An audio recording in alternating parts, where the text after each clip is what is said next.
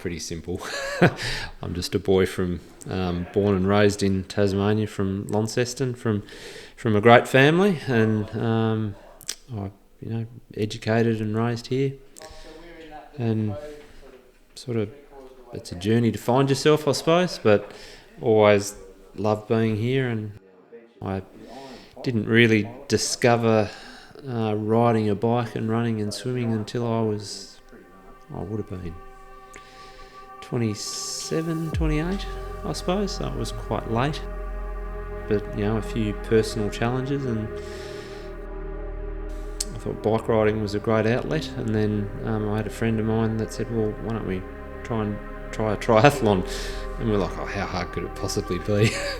So we entered my first half Ironman. That was my first ever triathlon, and man, I was out of my depth. It was a good challenge. I just wanted to see how far I could push myself, and that was, the start of sport, I suppose, in terms of triathlon, and it just grew as a mental release and a challenge. And when Gerrard retired, I thought, I reckon he's going to do something else, but I'm not sure what he's going to do. I didn't know whether he'd do archery or axe throwing or something like that. And then he said he was going to swim the English Channel, and before I knew it, he was trying to tick this goal off, and he said, would you join me? And I said, oh, yeah, I'll try my best. And along that way, I've met some wonderful people, and I'm sure they'll be lifelong friends. But Gerrard's got a big challenge ahead of him, and we're there for him, and we'll do the absolute best that we can to again achieve a goal that he wants to do. And really, guiding, it should be a selfless act. It's not about you, it's about the person and the goal that they're wanting to achieve. And whether it does happen or whether it doesn't, I think as long as you can walk away knowing that you've given it your best shot and you've tried your best, that's it. But yeah, it's pretty simple.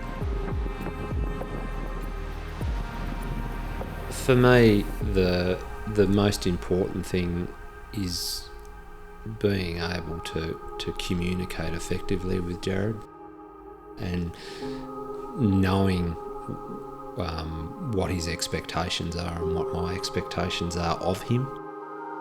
I think that's really important for me. As I said, I wasn't the best communicator in the world, and I've learned a lot. I've guided him into a few things I shouldn't, and I certainly don't want to steer him into a massive ship in the English Channel. So I'll just have to watch my sighting, I think. But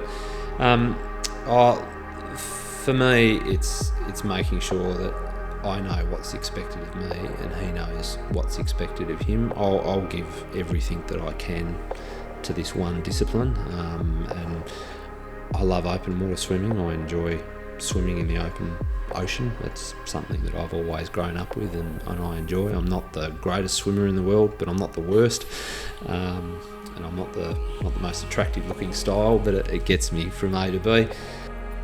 But I love a challenge, and I think there's just something ingrained in you when someone has a challenge like that, and if you can be part of that, and if we can achieve that together, I think that's a great thing. I think people are inspired by the fact that Gerrard just gets on and does the doing, and when there's a challenge, he accomplishes it. I think having the disability that Gerrard has, as being blind from birth and not being able to see, I think if you close your eyes, we still see something when we close our eyes. He doesn't. And I think that's quite an inspiring thing for people to see. I think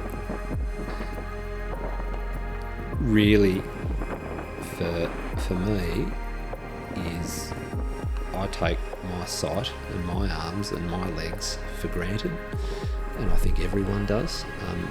If we sat here today and you got your sight taken away from you and I got my sight taken away from me, yeah, we'd probably adapt. It'd be a huge shift in our life and a huge change. But we can remember what things are like. We can remember what the ocean looks like. We can remember what our partner and our family looks like. Gerrard from birth just has never been able to see, and it's all through communication and description. And I think that that's quite inspiring for people to know that he's totally blind and he just gets on with life and accomplishes these challenges that he sets himself.